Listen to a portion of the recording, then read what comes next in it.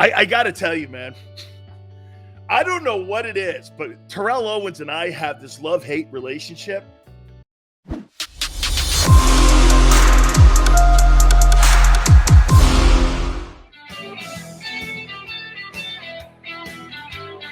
I've been called a few things before. Somebody one of my bosses tried comparing me once. He goes, you have that same effect that Trump has. I said, are you comparing me to that dude? She's like yeah, because whatever you say, people hate. And now I'm being compared to T.O. Holding grudges, especially against people that are nobodies. I don't know, man. Maybe that's the Italian in me. Welcome aboard. Football Friday. Thanks so much for coming in. I appreciate everybody stepping in with us. I got to tell you, man, I don't know what it is, but Terrell Owens and I have this love-hate relationship. And so the comments that we made yesterday about Donovan McNabb and how I took those comments on how he was throwing shade on Jalen Hurts. Oh, this team's 2-3 years away. No, they're not. That's old NFL. You know why you were 2-3 years away back then when he played? When McNabb played, there was a new thing called the salary cap. Do you understand when Jimmy Johnson played and had his Dallas Cowboy teams, and he was building those teams, there were no salary cap in the game. The NFL didn't have a salary cap then. You could keep guys around for 100 years. You could keep guys. You didn't have to worry about a cap. Okay? I mean, I mean, we were always 2 to 3 years away because of McNabb's mindset. That's what Xander thinks of him. But see, his mindset, Donovan McNabb, when he went on WIP a couple days ago, is stuck in the 90s still. He played in an era where there was no cap. Nowadays, dude, anybody can go to a Super Bowl in 1 year. Rams, Bucks. You put the right pieces together and figure out the jigsaw puzzle, you can get there. I disagree with Donovan McNabb. I think the Eagles have a shot to get to the Super Bowl this year. 2-3 years away, you got to gel together and play, and you're like, no, that's not today's NFL. Okay? I'm like, dude, that's not the NFL today. Salary cap changes that. All of that. And so we had a conversation, T.O. and I, on my Twitter page. And I'm pretty shocked here. And I said something. And by the way, I owe him the apology. I sent an apology on my Twitter page just a couple minutes ago because I called him a shitty teammate in 2020. And after listening to McNabb talk in WIP a couple days ago, I now know it's him. It's McNabb. This is what he responded on my Twitter page.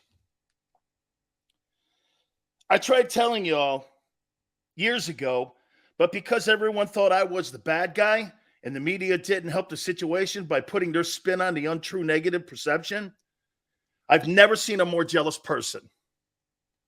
It's on my Twitter page, at Dan Sileo Show. I agree with Terrell Owens 100%. Okay? 100%. That Donovan McNabb's the most pettiest person on the planet, and that was shade at Jalen. Joe Burrow, I made these comparisons yesterday. Joe Burrow, in a year and a half, took the Bengals to the Super Bowl. Mahomes, in 1 year starting, took the Chiefs to the Super Bowl. Brady, Stafford. Some of these quarterbacks nowadays, I mean, you make a change of address, and like I said, you figure out the jigsaw puzzle, you put it together, you got the Rubik's Cube all together, you can win yourself a Super Bowl today. Dude, that guy is not rooting for, you know what? He's kind of rooting for Jalen, but not really. McNabb's one of those guys that sits in there and goes like this. Well, if I was given A.J. Brown and I was given Devonta Smith and I had that O-line, I would win a Super Bowl too. That's who he is. Instead of doing this, man, isn't that great? Jalen's really playing well. What we had Jim Kelly on. How about Jim Kelly talking and rooting for Josh Allen to win a Super Bowl? Remember he said this? Maybe he can do something that we weren't able to do here and bring one of those things home finally.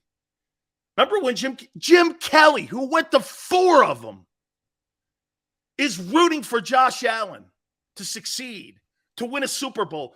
He even said it, to do something he didn't do. Kelly's a great player. He's a great football player. One of the toughest men you'll ever meet at that position. And he's rooting for Josh Allen. You get a guy in your organization that's shitting on Jalen publicly. In a nice way, I guess, whatever that means. He's the kind of guy you don't trust because you know why? He don't tell you what he really feels. He kind of tells you what he feels. So you never know where Donovan McNabb stands. You know? Anybody who subtly can't tell you the truth and has to massage it is an angler. You don't trust people like that. Well, this is what's going to happen here. These guys need about 2 or 3 more years, and you mean Jalen does? You mean Jalen does? Michael Vick's a better leader than McNabb. He's totally a better leader. Oh, JB with a nice racist comment. Hey, good afternoon, my friend. God bless. McNabb is fake? No, he can't handle other people having more success than him in Philadelphia. He's not fake. Okay? McNabb puked on my 2004 Super Bowl victory. Dude, unbelievable, man. Terrell Owens is right. Dude, the media, the reason that they teamed up on him was because he wasn't one of their own. The media in Philadelphia are just as responsible for that relationship between Owens and McNabb and why this thing is carried on 20 plus years. It's because of those two, of course, but the media too. You took McNabb's side instead of finding out the reality of the truth. And then years later, you realize McNabb's not the greatest guy on the planet. Okay? Jesus criminy. Dude. And now it's even it's hit Bleacher Report too, Xander. Okay? Seals, who do you think is a bigger baby, Wentz or McNabb? I don't know. That's quite a contest. Can you imagine those two guys playing against one another in a big game? Holy shit, you talk about two guys shit in the bed. Yeah. You talk about two guys that would just absolutely like, hey, it's Carson Wentz versus Donovan McNabb. Holy cow, man. You got the worm bowl. Yeah. All right, man. Hey, by the way, I know that this is going to come to a shock to some of you, but not all of you. So I posted a couple days ago that Jordan Mailata may be out a couple weeks, okay? Because I was just taken from the guy at NBC in Philly and a couple other people saying that it looks like his injury is going to be a little bit more significant and his time may be spent on IR a little bit, or maybe not IR, but just being held out. That's what I went with too. There's no way he's playing this weekend on Sunday. Why would you? If he's not ready to go, I want him for Dallas and Michael Parsons next week. I don't want him playing 60%, then turning around and playing 60% again for 2 weeks. Wouldn't you rather do this? Sit his ass out, get him about 90% for Sunday or for next Sunday night, and you put him in that game of the year. You'll need him in the game of the year. Hey, that's your division. All of the Eagle dreams are in these next 2 weeks. Okay? All of them are in these next 2 weeks. That's an NFC team out in Arizona. You want to beat them. You want to beat them. Consider it a playoff team. You better be. You get somebody $46 million, that team better be a playoff team every freaking year. Then you get the Cowboys on the other side, team you have had struggles with over the last 10 years. That's your season. That's going to tell us everything we need to know about the Eagles, because you know what people are starting to say now? Dude, look at what the Ravens have to go through week in and week out. They got the Bengals on Sunday. They played the Bills last week. The week before that, they played the Dolphins. You don't play schedules like that in Philly. You're benefiting from playing the AFC South, is it? And you're benefiting from the 31st worst schedule in the league. Got to play who's in front of you. I'm not dismissing that, and I'm not using that as any kind of excuse, because in theory, the Eagles have dominated everybody that they've played. They completely have dominated. Okay? Dominated. So you're doing everything that's being asked of them. This game this week, I want to get to it here. I'll tell you where I'm going with it. And I think some of you may be shocked on what I'm going to say here. And I'm going to tell you how I think this game plans out here and how this thing shakes out. Let me get to some of you before I tell you where I'm going here with it. Struggles with up to this year. Kyle, that's potential. You haven't done it yet. It's not true. You haven't played Dallas yet. How can you say that?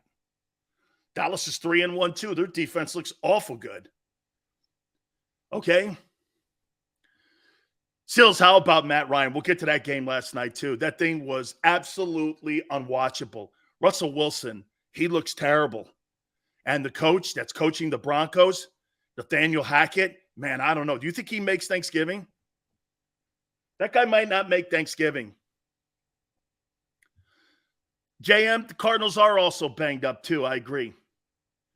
Big Sills, this could be a trap game, but Jalen played good at Arizona his rookie year. Absolutely. I heard he had a phenomenal game. That's what our friend Howard Balzer said. By the way, Seth Joyner at the bottom of the hour. Seth Joyner will join us, and we will talk with him. I love the postgame show, too, on JAKIB Sports. Don't forget, each and every single Sunday, we have our postgame show. Hey, and I want to send some love out to Mike Missinelli, too. He's a little bit under the weather, so, Mike, we're thinking about you, too. And by the way, thanks for the text messages. Unbelievable. Hey, between you and me, Mike, unbelievable, man. I love you to death, Mike Missinelli. Wow. Yeah. Oh, I forgot to tell Xander, but I'll give Xander an update. So yeah, let's get in, guys. I think you're going to be shocked. I may have to sing. I got the Cardinals winning this football game, 27-21. I do think it's a trap game. I do think that there's some significant injuries on the Eagles that are going to preclude them from coming home with a win in this game. I think that Kyler Murray's going to play pretty well in this ball game. There's injuries in the secondary. I think you're going to see J.J. Watt in that team.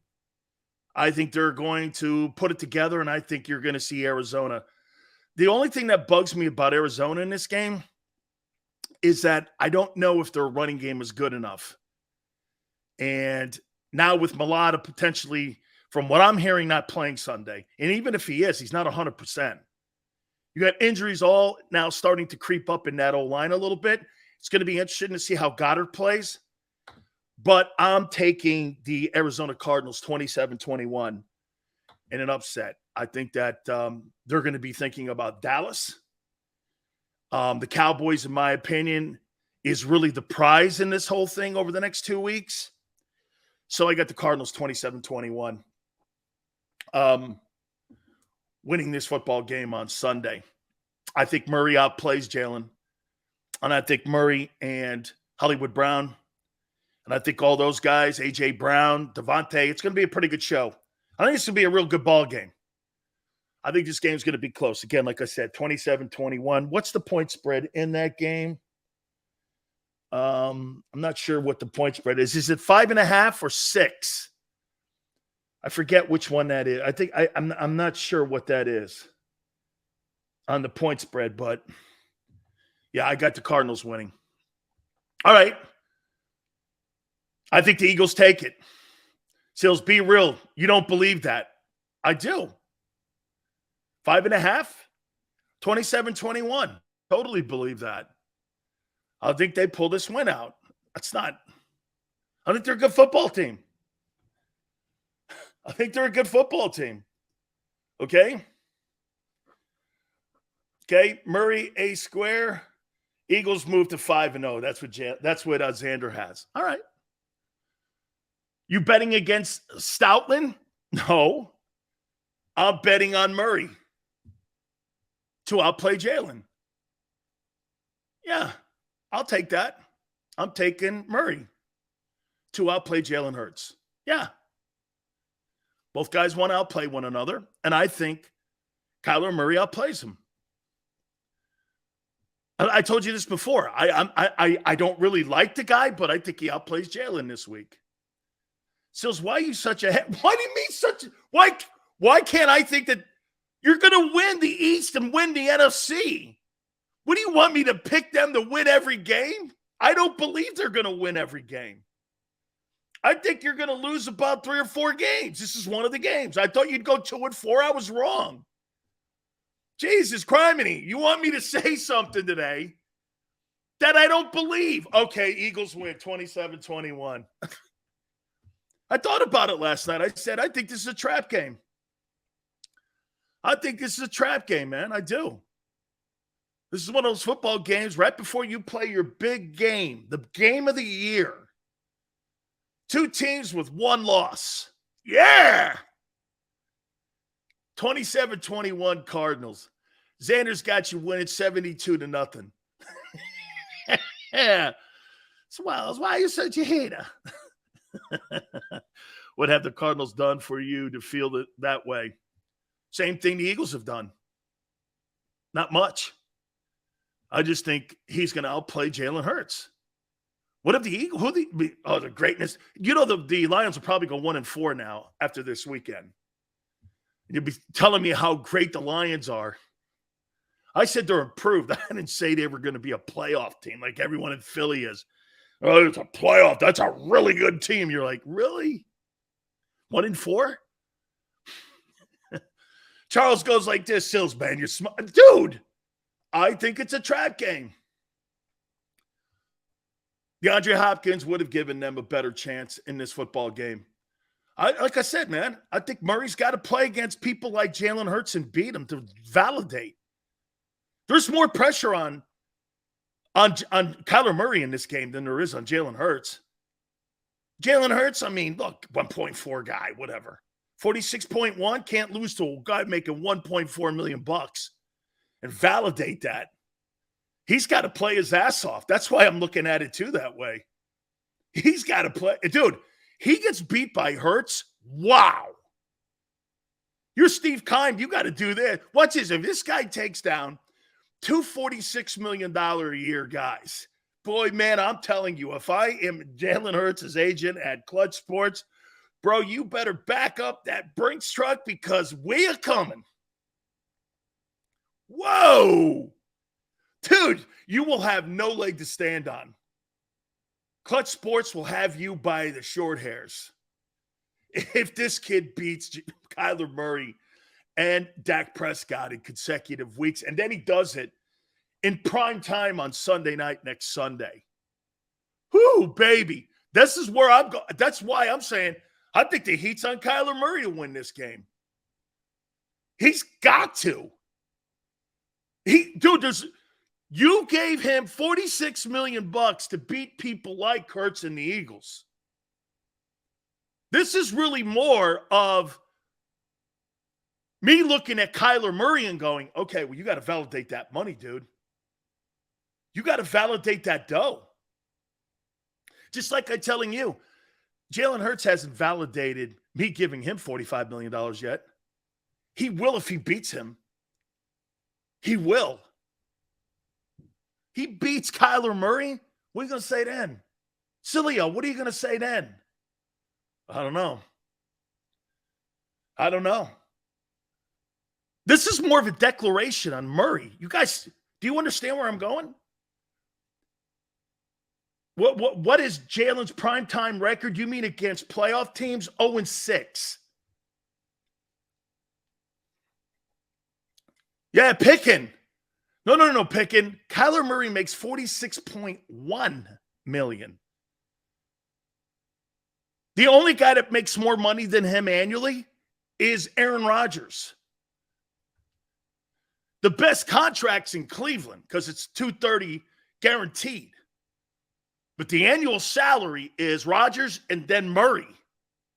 And boy, I'll tell you, man, you better beat Jalen Hurts. Dan, what's the best way to shut down Kyler Murray? Make him be a drop back passer. It's a great take. It's a great take. Thank you, Brian. Do you know the best way to stop Kyler Murray? Do what you do in scrimmages to Jalen Hurts.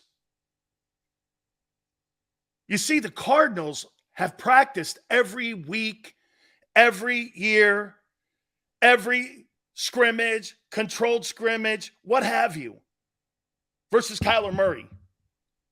They're prepared for Jalen Hurts. They see Jalen Hurts every day, and his name is Kyler Murray. So when they're practicing and they're scrimmaging during the exhibition season, they're going against a version of Jalen Hurts. They see Jalen Hurts every day. They're not going to be shocked defensively when they get on the field and see Jalen. They're going to see a 2.0 version of Kyler Murray. Kyler Murray doesn't work? Really? Well, somebody gave him the $46 million. Make him beat you in the pocket. That's how you do both of them. Make him 7-step you and beat you in the pocket. And you've got to keep containment. You can't let both these guys break the edges down because both these guys will turn this thing into a 4x100 relay team. You cannot let the edges get broken down with guys like Murray and Jalen Hurts. They destroy you on 3rd and 8. 3rd and 8s, man. Get this. 3rd and 8s in a game like the Cardinals and Eagle game, dude, those things are like 3rd and short because both guys can very capably pick up 8 yards.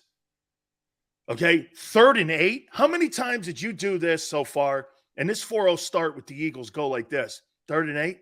I don't really think that's that big a deal any longer. This guy knows how to get the first down, and he knows how to get to the first down sticks. Dude, there wasn't a long 3rd down situation that the Eagles have been in this year where I went like this. There's no way they picked that up. Maybe at the beginning I did. But then after that Detroit game, and then clearly in the Minnesota game, when you start watching him break down the edges and get those 3rd and 7s, 3rd and 6s, bro, there is not a game I went like this. Well, it's out of possibility of them getting 3rd and 12. How many times did you see 3rd and 12 so far this year? And he comes out like 2 yards short, and they think about going for it anyway. How many times has Nick Sirianni gone for it on 4th down this year? 5? That's because of Hurts. I mean, dude, this is going to be a very interesting ball game here, like I said. Jalen is more physical and smarter. Okay. Stills, who has a better defense, Vikings or Cardinals? I would say the Vikings. I would say the Vikings have a little better defense. Okay, I would say the Vikings. Are the Cardinals better than the Eagles? No, but I think your injuries are going to be a factor in this football game on Sunday. Philly, no. Like, if you played the Cardinals 5 times, you probably win 3 of them. Okay? The only reason I'm going Cardinals is because of injuries. Okay? Only reason I'm going is because of injuries. Vikings got lit up. Well, quite frankly, 24 points. Isn't that what they scored? 24 points against that Viking defense? I don't know. That's not out of hand. 24 points? You didn't put up 70 points on them or 50 points on them. You haven't put a 50 burger on anybody. You scored 24 points on the Vikings. I don't know. I'll walk away with my head up on that in a loss. Offense needed to do more. They needed to score some more points. You got Justin Jefferson and you got Kirk Cousins and Adam Thielen, and you can't get more than, 7 points? That's on the offense a little bit too there. Hey, Dan, would you spy? No, I'm not spying anybody on Murray. I'm setting the edges. I'm making sure it's a priority that my defensive edges and my edge rushers keep everything inside. Don't let Kyler Murray get onto your outside shoulder. He'll go up the field on you. He'll break you down like Jalen breaks you down. Okay, we're going to talk to Seth Joyner here in a couple minutes about it too. Okay, how would you defend Kyler Murray? Because both guys here are pretty much the same kind of athlete, and they kind of win games the same way. So both football teams are not going to not have seen this and prepared for this because they see it every day. You guys understand what I'm saying? It's one thing to play against a drop back passer every day. Like when you're the Buccaneers, you see a drop back passer in practice every day, and Tom Brady, right? Kyle Trask, those guys. But when you're in Arizona or you're in Philly, you don't see drop back passers. You see sprint out guys, roll out guys, guys that move around. When you play against Baltimore, when you play against Tennessee, you don't see sprint out and roll out. But in Philly and in Arizona, that's what you prepare against every day. So they're not going to, Jalen in the Eagle offense is not going to be a surprise to them. They see it every day. It's not going to be something they haven't seen or prepared for. Eagles use clock management and tactic. Boy, I'll tell you what, E-Kuhn, I really thought Sirianni, I don't think he was very good in the last couple minutes of that ball game. And Reddick bailed him out when he gave the ball back on 4th down. You thought that was strategy? That was well done? I didn't. A great quarterback like Rodgers and Brady or Mahomes send you home. They send you home. Give the ball back? 2 minutes left in a ball game, and you give the ball back? What are you, crazy? Who wins? Eagles versus Eagles, Sills. Sills is being rational today. It's a nice, okay. Thank you. Listen, I'm not saying you're not better. I think your injuries are going to play an issue here. I think they're going to play an issue on Sunday. And I think you got to really be focused on watch this. You want to win this game on Sunday. I'm not saying Philly doesn't want to win this game, but my priority is next week. And what I mean by that is Jordan Mailata playing in that game against the Cardinals is important to me. Jordan Mailata being healthy in that Cowboy game is more important and more essential to me. I need that guy to be as healthy as he could possibly be from Cowboy game on. I don't want him limping along the rest of the season, nursing an injury, when I could give him a week off. You're a game up on Dallas. And if you're that confident that you're better than the Cowboys, you'll be a game up after next Sunday anyway. Okay? I mean, by the way, Rams may beat them this weekend. You could potentially be 2 games up on them. Why wouldn't you rest Mailata? There's no given that Cooper Rush. You got to start thinking where you are in the standings too now. Okay? I got a game lead. They're playing the Rams on the road in LA. We're on the road in Phoenix. We're a pretty good football team. We may win this ball game even with all the injuries we have on the team. And I agree. You may win it for sure. But I think it's going to play a factor. It's key positions, too. Slay's not completely healthy. And you're lucky DeAndre Hopkins is not in, because I think it would be a more of a convincing win if he was, because you're injured. You're a better squad. I hope you're not taking it any other way. You are a better squad. But a little bit of injuries here. Plus, you got focus, because you got to win the NFC. You win the NFC East, everything's in front of you. Arizona's important on winning the conference. I'm not saying it's not. Okay? You totally would rest Mailata? Absolutely. I got Micah Parsons next week. I'm going to get away with Jack Driscoll going against an older J.J. Watt. I'm going to get away with that, okay? If I have a 60% Jordan Mailata against Micah Parsons, I might not get away with that. And I might have my quarterback hit quite a bit in that ball game on Sunday. He's the best pass rusher now in the game. I happen to think it's Bosa, but the hype, the Cowboys, and everyone, I personally don't think – I think Nick Bosa is the best pass rusher right now. I think it's because also Watt's hurt, TJ. Hurts throwing for 400 now. Thanks, Sills. Okay. Xander's got it going on. 400 yards and 17 touchdowns he throws for against the Cardinals on Sunday. How you doing? Hey, man, I got to tell you guys. Eagles back up. O-linemen are starters on 60% of the NFL rosters. I agree. I completely agree. Does Arizona have a running game? Look, I think the kid Connor's good, but I don't think he's spectacular. You know what I'm saying? I don't think he's great, but I think he's good. But their O-line, they've got issues in their offensive lines. So to me, a little bit, I'm not sure if it's a massively productive game. And this is one of the reasons why I think they also struggle a little bit in their play action and why he has to break containment out and take off running, because I don't really think their running game is getting enough. Seals, who would you pick, Bozo or TJ? Boy, I think Nick Bosa is a better football player. Okay, I do. I think he's a better football player. I think he can do more. I think TJ's limited. TJ Watt, to me, versus a traditional defensive end that can play the run and is a 3-down guy, and he plays the run. I think TJ's pretty good against the run, but he's not great. Last year's Pittsburgh defense was one of the worst defenses since 1954 in the Steel City.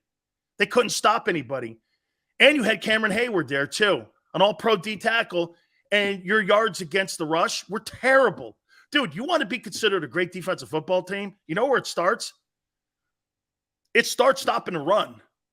You got to put people under 3 yards a carry. When you put people 3 yards a carry and you got them under 3, that's when you start considering people to be a good defensive football team. It's got to start there.